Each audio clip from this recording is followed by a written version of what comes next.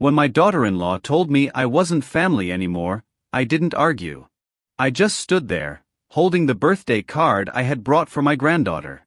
She looked me straight in the eye, cold, distant, and said, "David, you don't need to come around anymore. This is our family now. You're just an old chapter." That's how she put it. An old chapter. My son Michael stood beside her, eyes lowered. He didn't defend me. He didn't even meet my gaze. I could see the struggle in his face, guilt, maybe, or weakness, but he stayed silent. So I nodded, turned around, and left. I remember the sound of the rain that evening, falling softly on my old pickup as I drove back home. My hands were trembling, not from anger, but from sadness. I had raised that boy alone after his mother died.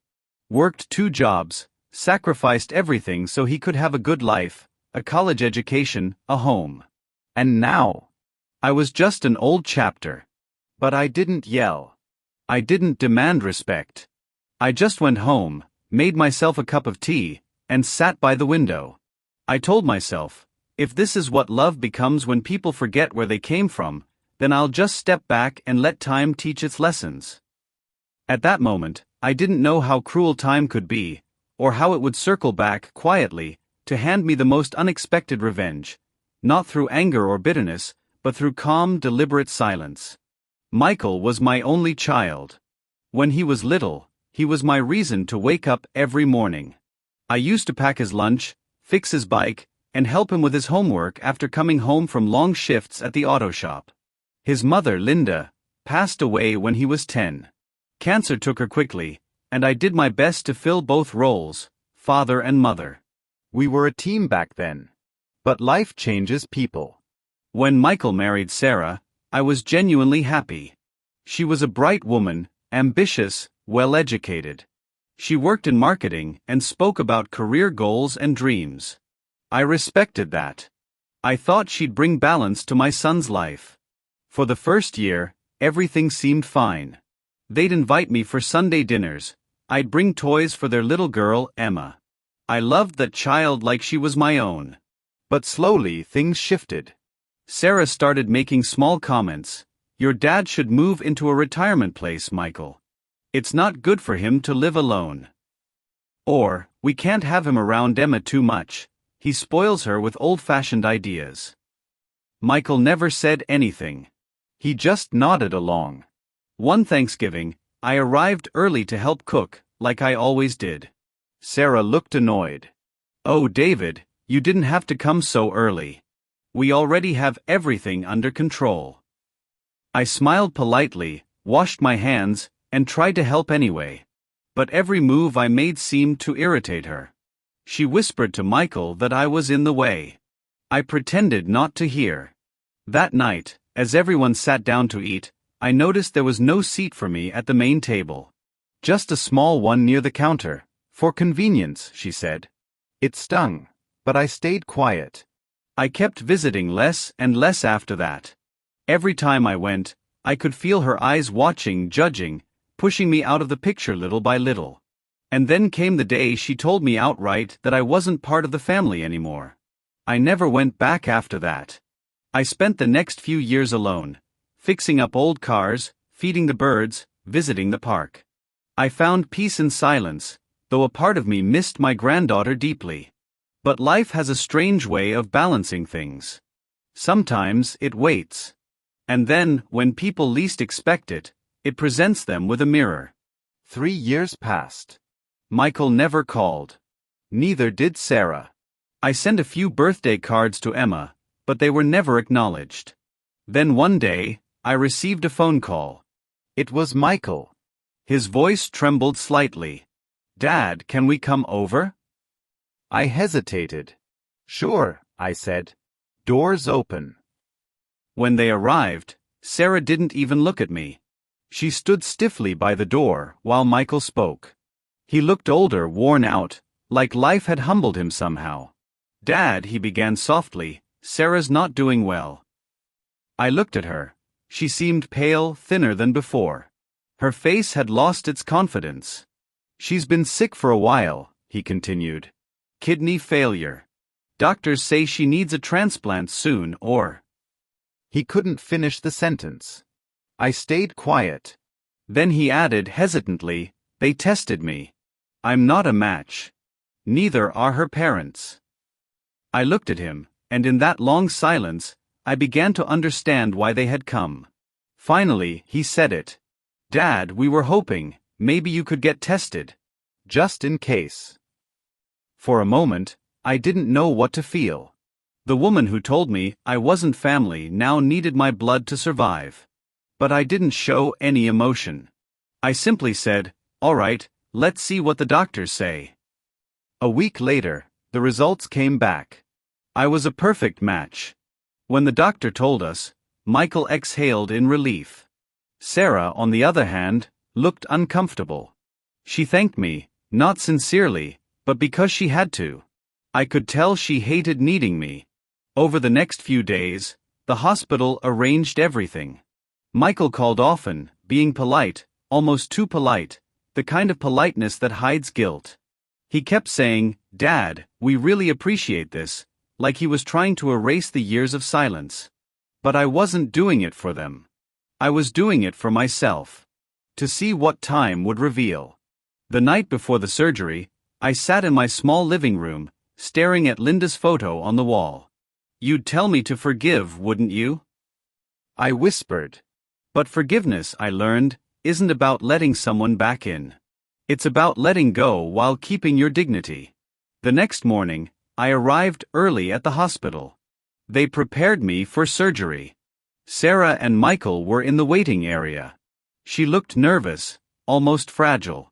Before they took me in, she said quietly, Thank you, David. I know. I haven't been kind. I'm sorry. I smiled gently. You don't owe me words, Sarah.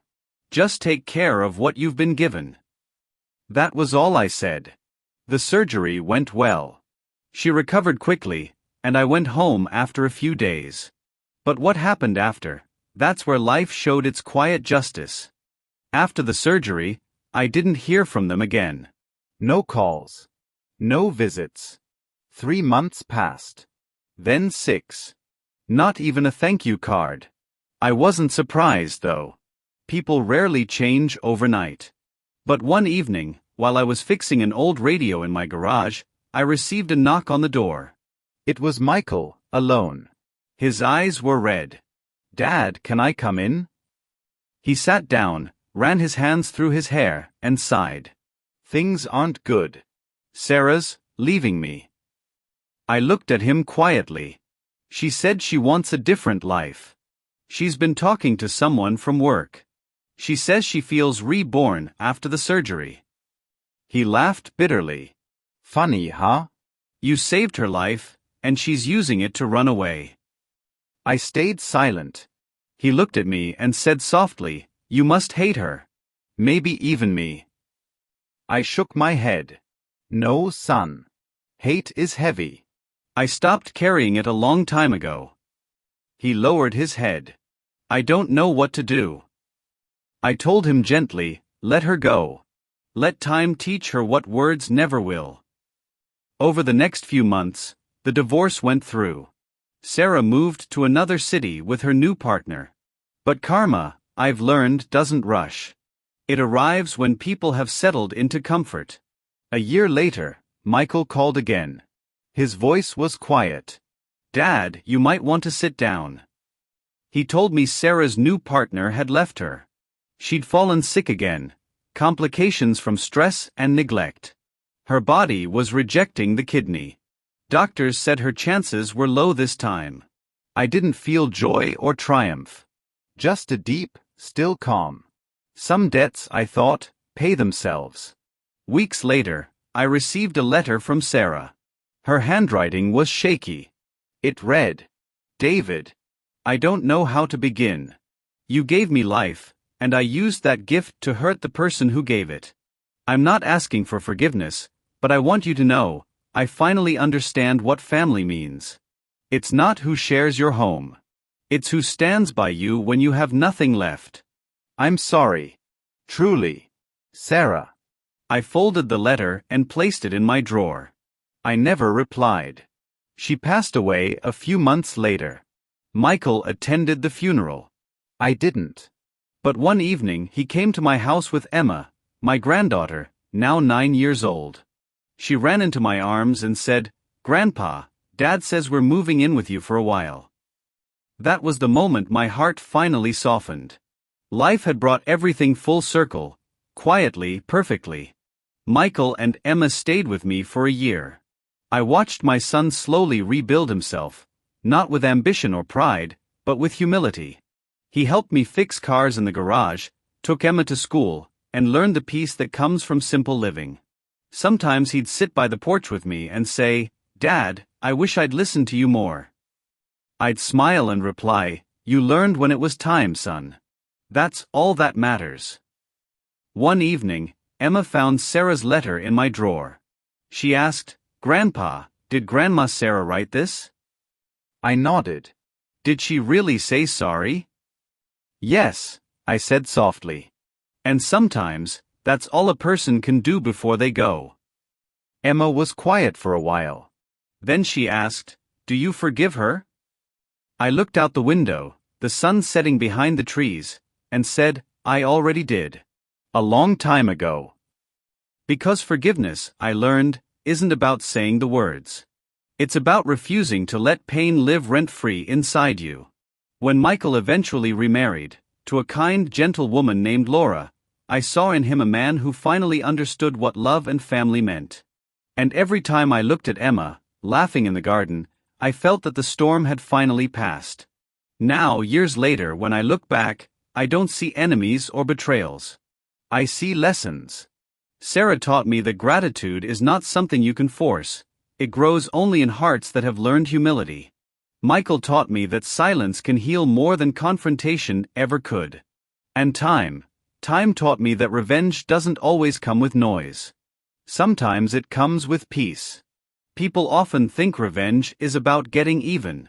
But I've come to realize it's about living better, living freer, without the weight of hate. When Sarah told me I wasn't family, I thought I had lost everything. But in truth, I only lost the illusion of love that wasn't real to begin with. What came afterward, the quiet return of my son, the laughter of my granddaughter, the stillness of my heart, that was the true victory. Life doesn't forget who we are. It only waits until the right moment to show others what they've done. So now, when people ask me if I regret giving her my kidney, I say, not at all. Because that act didn't save her life, it saved mine. It freed me from bitterness. It showed me who I was, a man who could give, even when others had taken. And that, I think, is the finest kind of revenge there is. Sometimes, silence is the best revenge. Because when you stop chasing justice, life delivers it for you, quietly, completely, and with dignity.